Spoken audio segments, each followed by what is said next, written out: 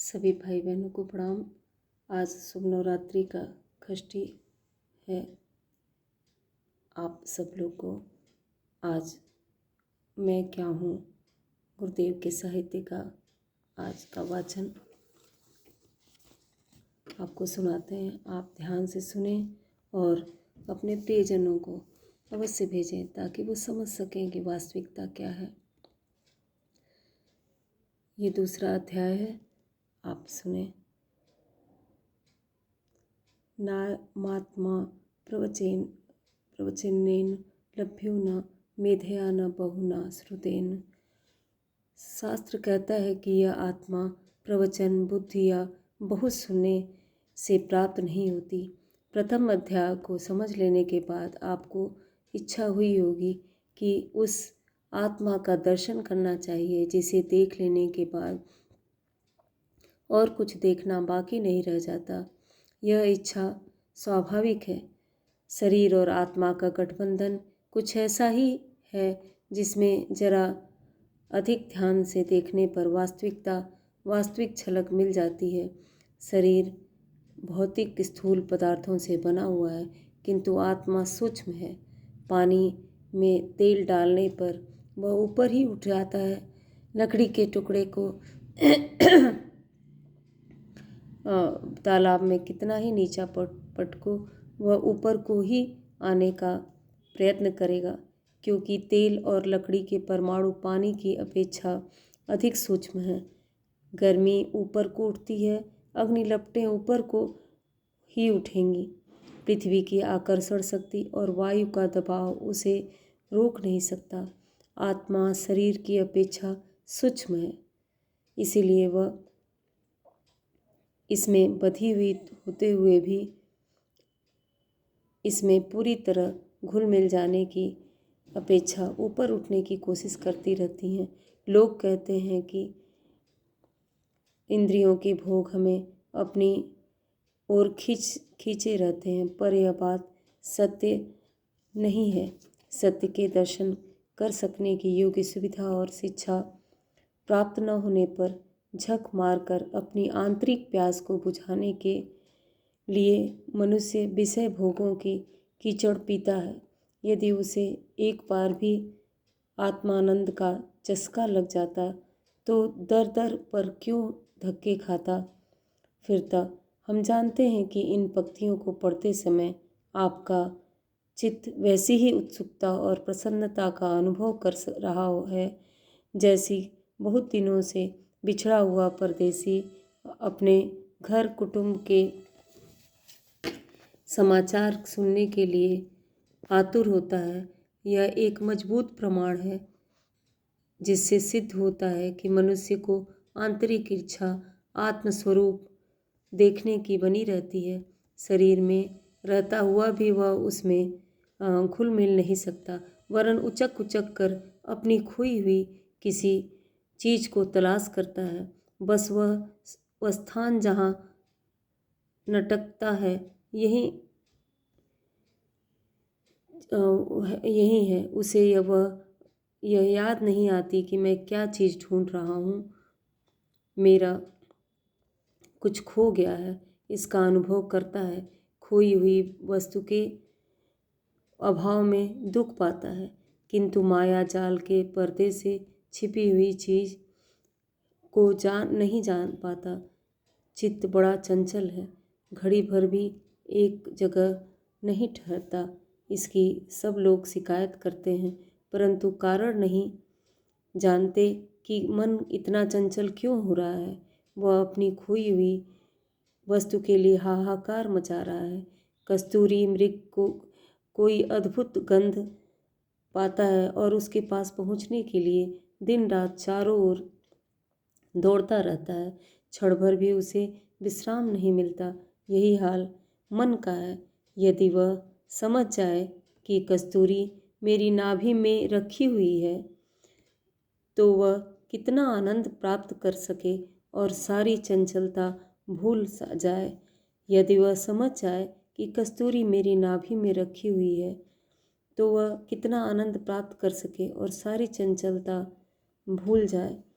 आत्मदर्शन का मतलब अपनी सत्ता, शक्ति और साधनों का ठीक ठीक स्वरूप अपने मानस पटल पर इतनी गहराई के साथ अंकित कर लेना है कि वह दिन भर जीवन में कभी भी भुलाया न जा सके। तोता रटत विद्या में आप बहुत प्रवीण हो सकते हो। इस पुस्तक में जितना कुछ लिखा है उससे 10 गुना ज्ञान आप सुना सकते हो, बड़े बड़े तर्क उपस्थित कर सकते हो, शास्त्रीय बारीकियां निकाल सकते हो, परंतु ये बातें आत्म मंदिर के फाटक तक ही जाती हैं। इससे आगे इनकी गति नहीं है। रट्टू तोता पंडित नहीं बन सकता। शास्त्र ने स्पष्ट कर दिया कि यह आत्मा उपदेश बुद्धि या बहुत सुनने से प्राप्त नहीं हो सकती। अब तक आप इतना सुन चुके हो जितना अधिकारी भेद के कारण आम लोगों को भ्रम में डाल देता है। आज हम आपके साथ कोई बहस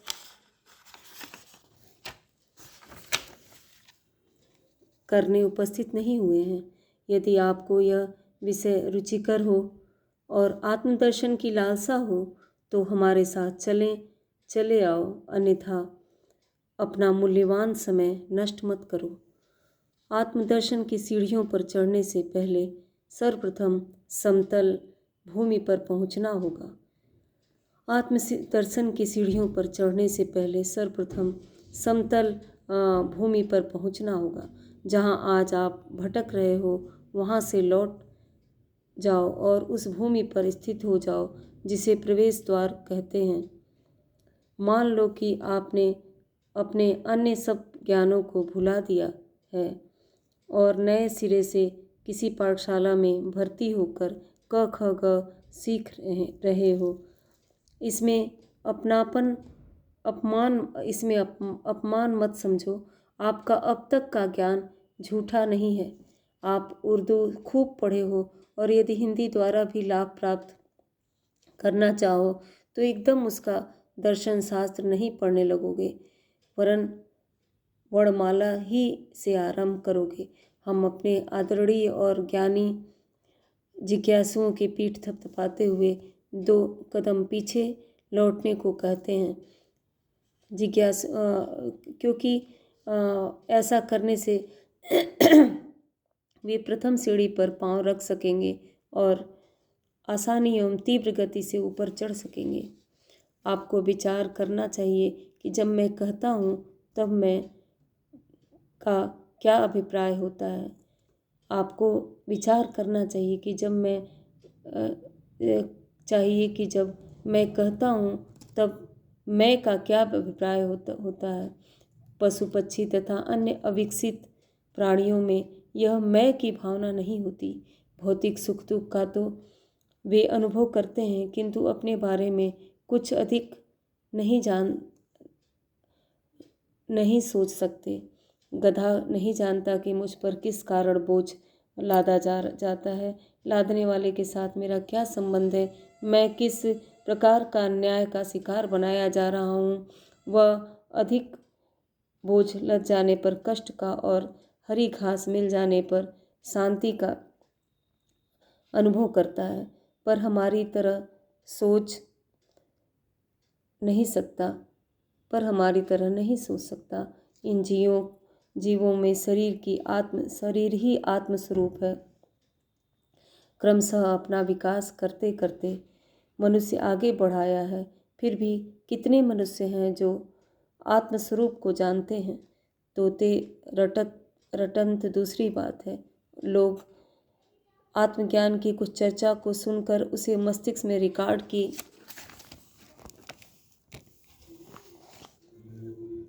रिकॉर्ड की तरह भर लेते हैं और समय अनुसार उसमें से कुछ सुना देते हैं। ऐसा आदमियों की कमी नहीं जो आत्मा के बारे में कुछ नहीं जानते। इनमें सोचने विचारने की शक्ति जग गई है। उनका संसार आहार, निद्रा, भय, मैथुन, क्रोध, लोभ, मोह आदि तक ही सीमित होता है। इन्हीं समस्याओं को सोचने, समझने और हल करने लायक योग्यता उन्होंने प्राप्त की होती है। मूढ़ मनुष्य भद्दे भोगों से तृप्त हो जाते हैं, तो बुद्धिमान कहलाने वाले उनमें सुंदरता लाने की कोशिश करते हैं। मजदूर को बैलगाड़ी में बैठकर जाना सौभाग्य प्रतीत होता है, तो धनवान मोटर में बैठकर अपनी बुद्धिमानी पर प्रसन्न होता है। बात एक ही है। बुद्धि का जो विकास हुआ है वह भोग सामग्री को उन्नत और आकर्षक बनाने में हुआ है।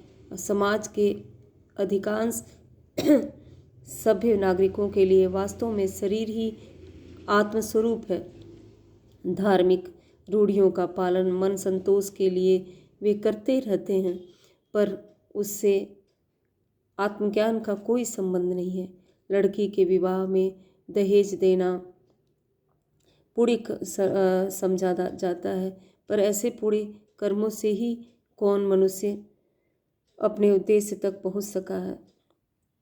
यज्ञ, तप, ज्ञान, सांसारिक धर्म में लोक जीवन और समाज व्यवस्था के लिए इन्हें करते रहना धर्म है, पर इससे आत्मा की प्राप्ति नहीं हो सकती।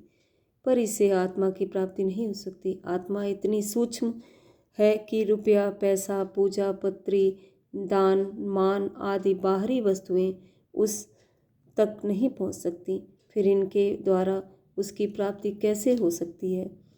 आत्मा के पास तक पहुंचने के लिए साधन जो हमारे पास मौजूद हैं वह चित्त, अंतःकरण, मन, बुद्धि आदि ही है। आत्मदर्शन की साधना इन्हीं के द्वारा हो सकती है। शरीर में सर्वत्र आत्मा व्याप्त है, कोई विशेष स्थान के लिए नियुक्त नहीं है जिस पर किसी साधन विशेष का उपयोग किया जाए।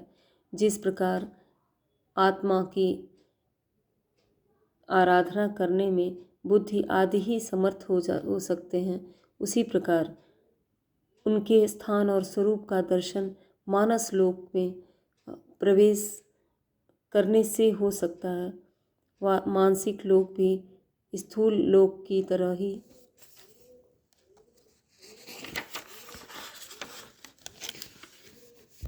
तरह ही हैं। उसमें इसी बाहरी दुनिया का ही अधिकांश छाया है।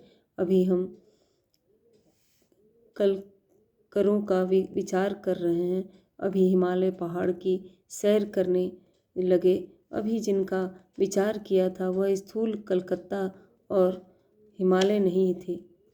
कलकत्ते का उसमें इसी बाहरी दुनिया की ही अधिकांश छाया है। अभी हम कलकत्ते का विचार कर रहे हैं, अभी हिमालय पहाड़ की सैर करने लगे। अभी जिनका विचार किया था वह स्थूल कलकत्ता और हिमालय नहीं थे, वरन मानस लोक में स्थित उनकी छाया थी। यह छाया असत्य नहीं होती। पदार्थों का सच्चा अस्तित्व हुए बिना कोई कल्पना नहीं हो सकती। इस मानस लोक को भ्रम नहीं समझना चाहिए। यही वह सूक्ष्म चेतना है जिसकी सहायता से दुनिया के सारे काम चल रहे हैं। एक दुकानदार जिस प्रदेश से माल खरीदने जाना सारे काम चल रहे। एक दुकानदार जिस प्रदेश से माल खरीदने जाना है वह पहले उस प्रदेश की यात्रा मानस लोक में करता है और मार्ग में कठिनाइयों को देख लेता है, तदनुसार उसे दूर करने का प्रबंध करता है। उच्च आध्यात्मिक चेतनाएं मानस लोक में से आती हैं। किसी के मन में क्या भाव उपज रहे हैं और कौन हमारे प्रति क्या सोचता है, कौन संबंधी कैसी दशा में है, आदि बातों को मानस लोक में प्रवेश करके हम 80% ठीक जान लेते हैं। यह तो साधारण लोगों के काम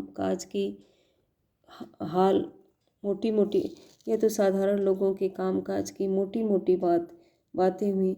लोग भविष्य को जान लेते हैं, भूतकाल का हाल बताते हैं, परोक्ष ज्ञान रखते हैं। सब ईश्वरीय चेतनाएं मानस लोक में आती हैं। उन्हें ग्रहण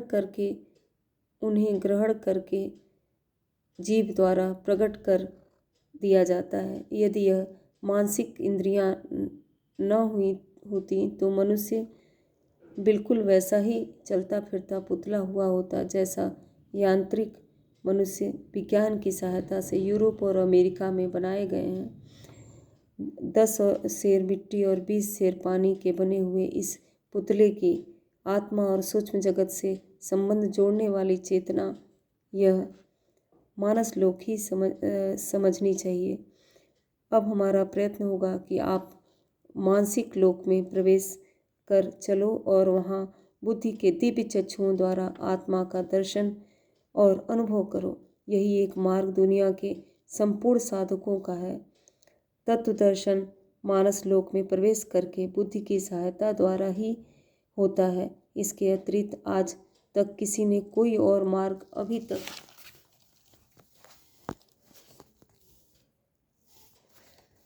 अभी तक नहीं ढूंढ पाया है।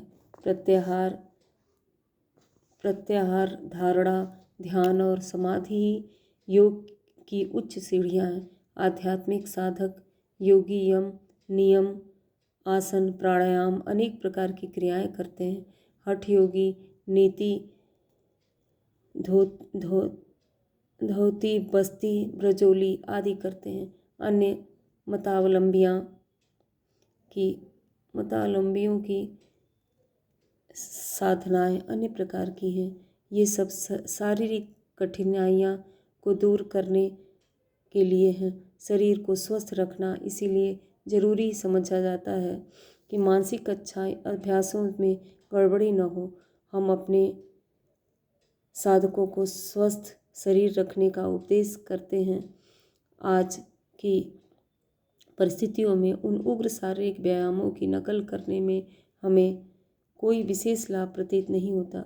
धुएं से भरे हुए शहरी वायुमंडल में रहने वाले व्यक्ति को उग्र प्राणायाम करने की शिक्षा देना उसके साथ अन्याय करना है।